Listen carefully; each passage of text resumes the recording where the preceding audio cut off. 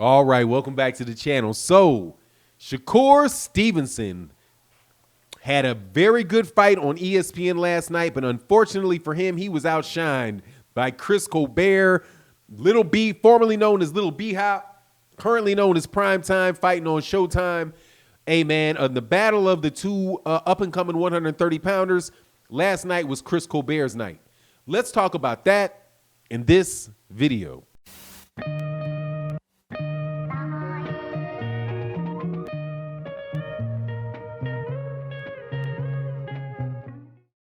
All right, welcome back to the channel. So yesterday, there was a lot of fights on Anthony Joshua and Kubrat Pulev. You had another, that was a card on DAZN. We had a card on ESPN that was headlined by Shakur Stevenson. Verdejo was fighting Nakatani. It was Nakatani on the undercard of that. And then you had a Showtime card that had two young and up-and-coming fighters, Richard Hitchens and I'm stuck calling him Little B-Hop. But primetime Chris Colbert. And let me tell you, man, I walked in, looking to see, the star of the night was going to be Shakur Stevenson.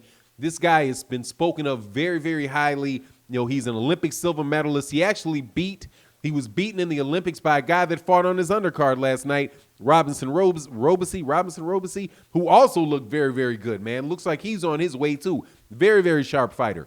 But Shakur Stevenson is being said by future Hall of Famers like Andre Ward, who's his manager, and many other people, that Shakur Stevenson really is the best in the class of all of these young fighters that are coming up.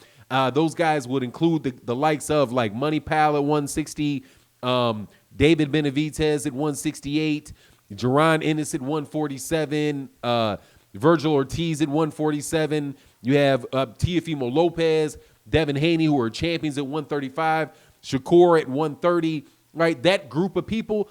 Also in that group of people is a guy named Chris Colbert. And last night, man, I was thoroughly impressed with him, and I was mildly impressed with Shakur Stevenson.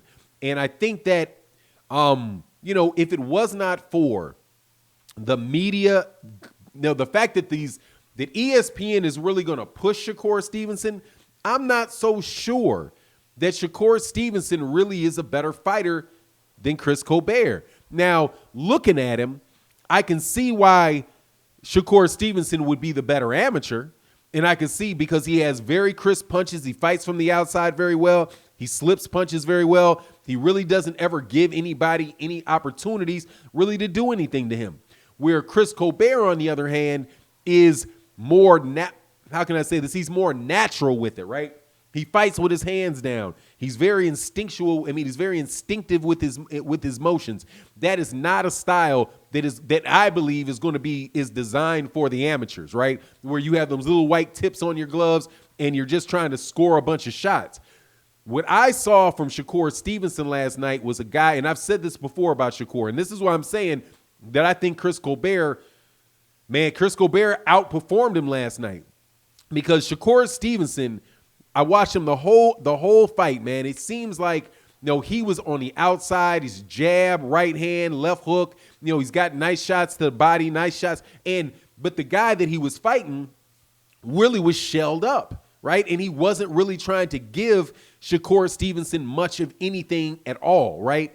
But to me, it seems to me, and this is something that Gary Russell Jr. said about Devin Haney, and I'll use this to kind of illustrate what I think I saw with Chris Colbert and Shakur Stevenson. What Gary Russell Jr. said about Devin Haney was like, man, Devin Haney looked like a professional amateur, right? And he was essentially, what I took from that was that he could hit, not be hit, but that was about it. You know what I mean? It was hit, not be hit, slip, miss, hit, right? And score. And he was trying to outpoint him consistently throughout the fight.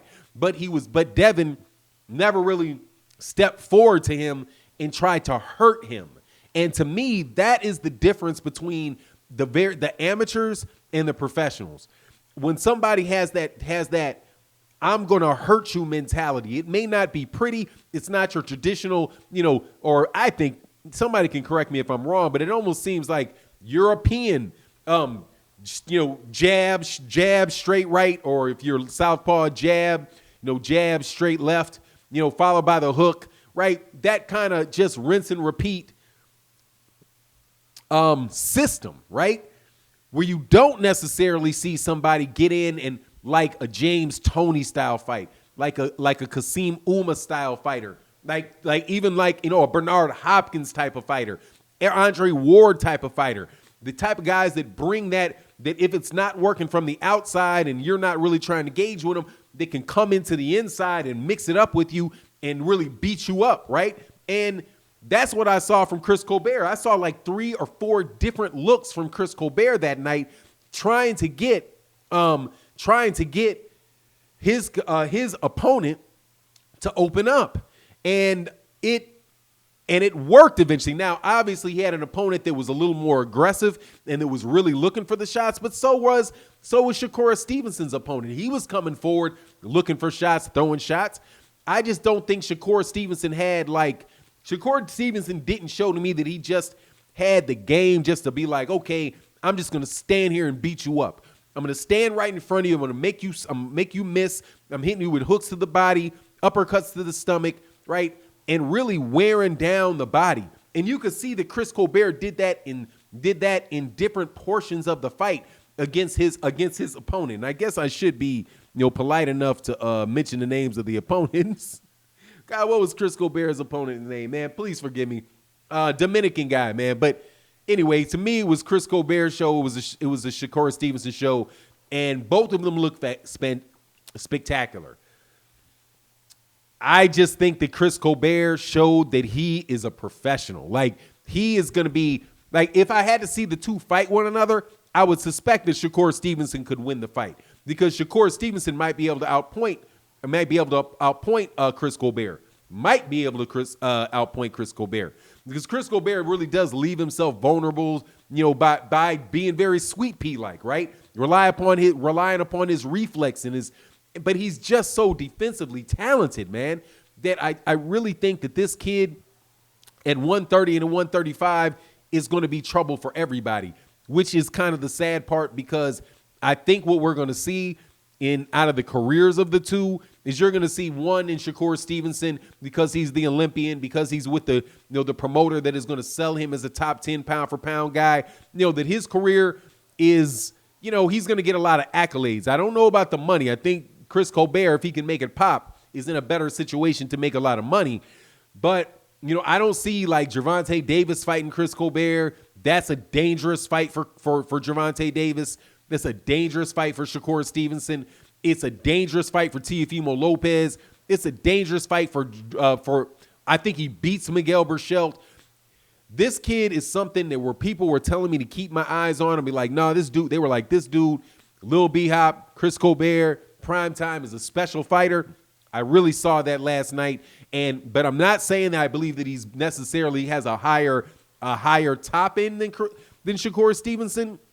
But I will say, from what I saw of the two last night, the more entertaining fighter was Chris Colbert. The more versatile fighter was Chris Colbert. The more, it seemed to me, the more naturally gifted fighter and interesting fight style for me was Chris Colbert, because it was so much less traditional, and it really did remind me of the Sweet Peas, kind of like a combination of Sweet Pea and Kasim Uma at times. It was just really, really nice to see. Now, and I'm not saying that Shakur Stevenson is an excellent fighter, that Shakur Stevenson doesn't deserve the accolades that he's getting.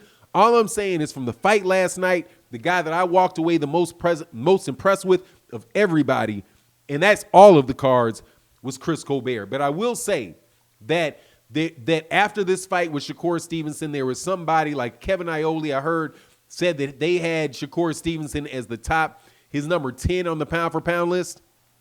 See, that just tells you the disrespect that these guys have for, in my opinion, for a lot of black fighters. Because there ain't no way in the world Shakur Stevenson belongs on that list and Jermell Charlo does not. It's just, he's a top-ranked fighter, so they can do it for him. It's a bunch of malarkey. But anyway, that's my take on the circumstance. You let me know what you think. And with that, I'm out. Peace.